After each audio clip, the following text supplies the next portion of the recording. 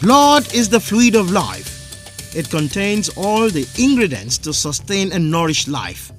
Whenever its quantity or quality is insufficient, the medical world will instantly intervene with the transfusion of whole blood or with transfusion of any of the blood's components. The transfused blood could be own blood or blood from another individual, donated and stored in a solution containing citrate to prevent clotting. It also contains glucose, phosphate and adrenaline for optimal ATP regeneration and thus for longevity of the blood.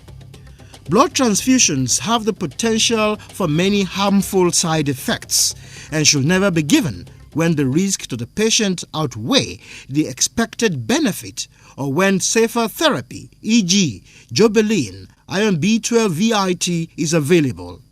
Attempts should always be made to transfuse only blood components which the patient requires. The fluid of life is called blood. It flows in our veins, it flows in our arteries. It's pumped around by the heart, which I call the natural pumping machine of the human body, which makes sure that this wonderful, this exceptionally fluid that carries the contents of life goes through the whole body. Unfortunately, there are times when this blood, quantity-wise, is not enough. Therefore, we have to take blood from other sources and pass it to the human body to enable this quantity of blood to be sufficient. Blood transfusion is in fact the transplantation, the transportation from one source, that is from a human body or from a container that contains the blood, through an operation during which a pipe is introduced into the veins of another human being, and this blood is passed from the source, from the container, to the new human being. So basically, I will define blood transfusion as the transplantation, because blood, in fact, is a tissue. It's a tissue, and when you transplant, you transport one tissue from one individual to another individual. We call it transplantation of blood. But in normal and, of course, colloquial language, we say transfusion of blood. This can be someone's own blood that has been taken and stored away for a while and then reintroduced to that individual.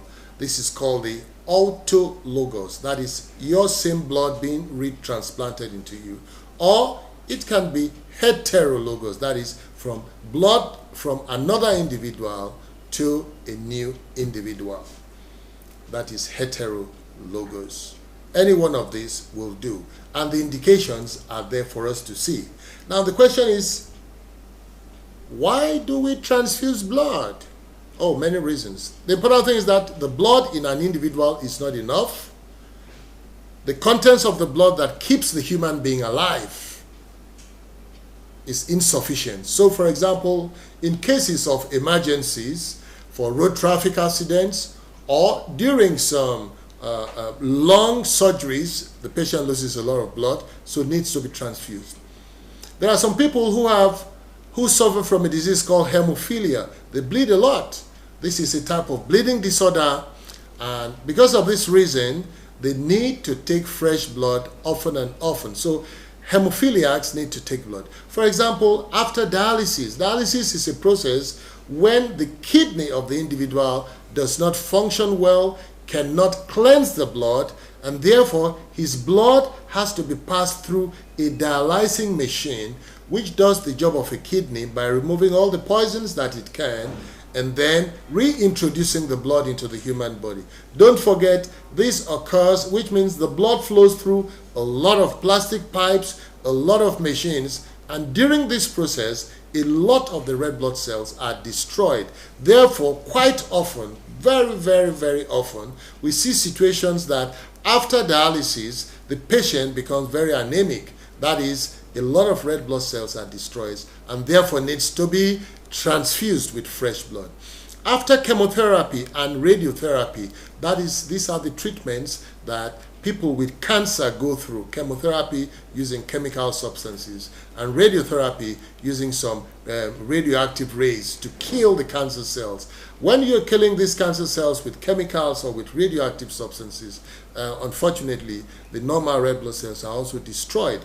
And thereafter, after these treatments, one needs to transfuse them. The human blood contains very many, yet undetectable particles and substances. Even the surface of all blood cells and plasma proteins contain very large number of substances that could cause allergic reactions or disease in the recipient. More than 300 different substances that could cause reactions have been identified in human RBCs. In addition to these, over 24 diseases causing germs are on record to have been inadvertently transfused to blood recipients. One wonders how many HIV-infected blood was transfused before 1981, before the HIV particle was identified.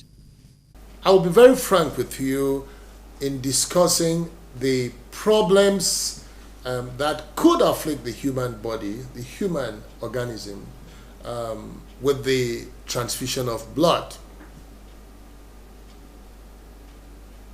Let me just mention a little something. By 1981, it was discovered that a microorganism, a virus called HIV, was around town. That means that in 1980, no one knew of its existence. They could not confirm it. Yet, it must have been around. And blood was freely transfused in 1980. Can you imagine the quantity of HIV that had been transfused without knowledge of it being transfused? Well, the American Medical Association has compiled just a few of those infections that could inadvertently be transfused along with blood. One, if not identified in time, or if the ability to test for these microorganisms that cause these diseases is not available at that point in time. Let's start by talking about, mentioning HIV/AIDS, because at the time they were not capable of discovering it. We have the hepatitis group, the hepatitis virus group, the hepatitis A, B, C, E.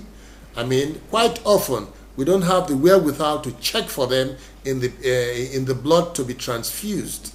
Malaria parasites, if you are not capable of identifying them, you can inadvertently transfuse it, even though in some places they try their best to check out and rule out malaria before giving this blood transfusion. There is a disease called the Chagas disease, which is found mostly in South America, especially in Brazil. We have babesiosis, we have leishmaniasis, we have the simian foamy-virus. All these are viruses that have been discovered to have been inadvertently transfused in the United States of America. But check this out. Despite all what I've told you, there is a much more simpler way of substituting blood. That is, listen to this, you drink a lot of water, take Jobelyn every day, and within a couple of days, your hemoglobin and your PCV is up to kingdom come. Take my word of it. It works like magic. And of course, you can add your plasma expander, add your Jobelyn, your blood pressure will go high, your hemoglobin will increase, your PCV will improve. It has no side effects, and your results are out within a few days.